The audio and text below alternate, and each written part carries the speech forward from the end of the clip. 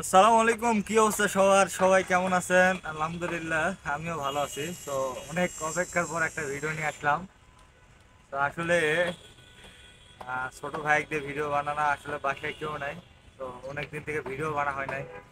তো এই জন্য আসলাম ঢাকা শহরে। ভিডিও করা খালি বিল্ডিং আর বিল্ডিং, শুধু দেখেন একটু আশেপাশে।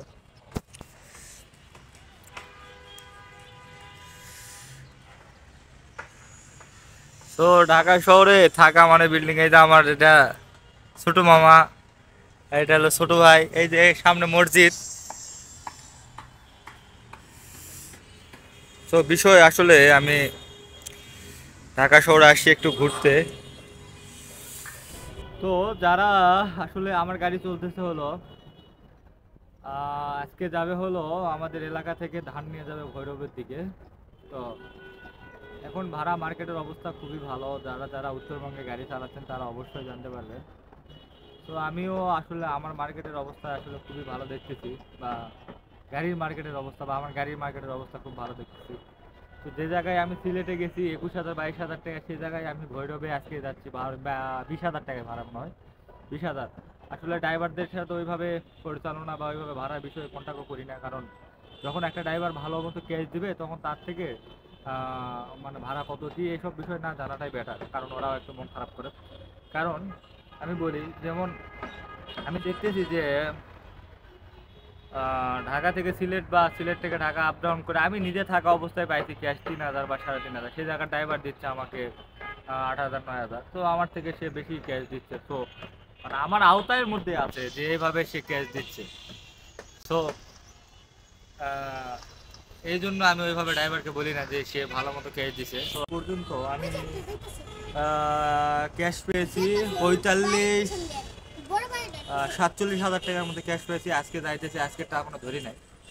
তো আসলে সব থেকে বড় মেন বিষয় হলো যে গাড়িটা পরিচালনা করা, এবং গাড়ি অ্যাবিলিটি যদি না থাকে তাহলে গাড়ি অবশ্যই আপনারা কিনবেন না।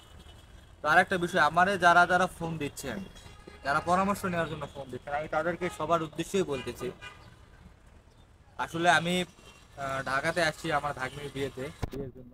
আমার ভাই, মা, ভাবি সবাই এখানেই থাকে। তো আমিও এখানেই একটা বিয়ের কারণেই আসছি।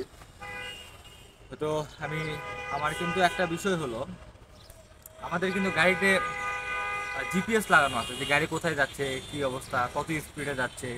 তো এটা দেখা যায়। তো আমি দেখতে পারি যে কোথায় যাবে বা কোথায়, বা ভৈরব থেকে যদি বেশি দূর যায় তাহলে আমি অবশ্যই ড্রাইভারকে ফোন দেবো। তো এইটা একটা ভালো।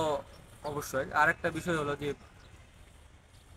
তো আমি সঠিকভাবে মানে পরিচালনা করতে পারতেছি না, ভিডিও করতে পারতেছি না, কারণ আমি আসলে ঢাকাতে আসি অনেক ব্যস্ততার মধ্যে। আসলে আমিও এই যে মনে হয় ঢাকাতে 7 দিন বসে আসছি, এই প্রথম মনে হয় ছাদে উঠলাম।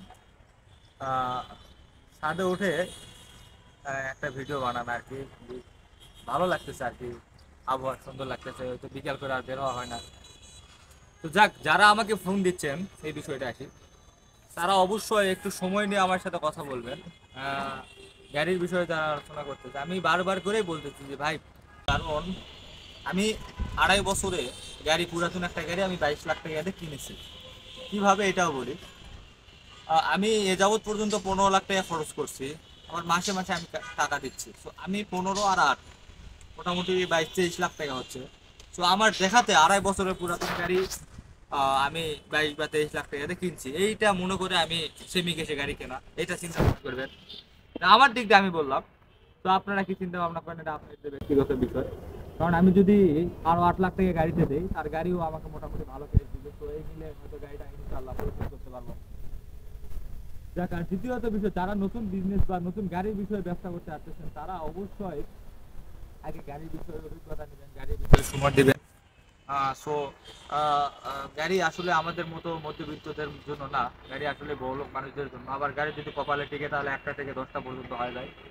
আহ, আমি এই এই জন্যই বা এইটার জন্যই বলতেছি যে আপনারা আগে গাড়ির বিষয়ে ভালো ভালো অভিজ্ঞতা নেবেন, তারপরে গাড়ি কেনার চিন্তা ভাবনা করেন। যারা নতুন নিতে চাচ্ছেন তারা 1109 বা 1212 নিয়ে নতুন একটা শুরু করেন। আসলে প্রবাস থেকে আমাকে অনেকেই ফোন দেন, আসলে আপনারা টাকা কষ্ট করে ইনকাম করে আসে একটা গাড়ি কিনে যদি গাড়ি রাস্তায় চলাতে না পারেন, তাহলে কিন্তু অবশ্যই আপনার জীবনটা বৃথা হয়ে যাবে। তো যেটাই করবেন যে ব্যবসায় করবেন দেখে শুনে ভালোভাবে করবেন। আপনি যে গাড়ি ব্যবসায় করতে হবে এমন না, গাড়ি বাদেও ব্যবসা আছে। তো এরকম চিন্তা ভাবনা করবেন, গাড়ি বাদেও ব্যবসা যেন করতে পারেন। গাড়ি বাদেও অনেক ব্যবসা আছে, লাভজনক ব্যবসা, এগুলো খুঁজে দেখবেন ভাই। আসলে আমি শখের বসে গাড়ি কিনছি, ইনশাল্লাহ গাড়ি পরিশোধ করার চিন্তা ভাবনা করবো। আরেকটা বিষয়, গাড়ি কে কে কিভাবে পরিচালনা করতেছেন এবং গাড়ি কোথায় চালাচ্ছেন, কোথায় মার্কেট ভালো, অবশ্যই আমাকে জানাবেন। আর যারা প্রবাস থেকে ফোন দিয়েছেন তারা যদি অনলাইনে, আপনারা ফোন দিবেন অনলাইনে, বেশি বেশি ফোন দিবেন। অফলাইনে আমি একটু ব্যস্ত থাকি, অফলাইনে হয়তো ফোন ধরা যায় না। তো এই মাসে আমার গাড়ি কিস্তি আমি আগে থেকে জোগাড় করে রাখছি। আমি তো বললাম কয়েকদিন ব্যস্ত ছিলাম, তো এর মধ্যে হয়তো আমার গাড়ি এই মাসে 60,000 থেকে 65,000 টাকা পর্যন্ত, 24 তারিখ আর আজকে 18, 6 দিন হয়তো আরো দুইটা টিপ নিলে 16 বা 15,000 বা 60,000 ধরেন এভারেজ। এই মাসে আমাকে 40,000 টাকা মতো বাসা থেকে দিতে হবে। তো সবাই দোয়া করবেন, সুস্থ থাকবেন, সবাই সবার জন্য দোয়া করবেন। আজকে এই পর্যন্তই, সবাই ভালো থাকবেন। আসসালামু আলাইকুম।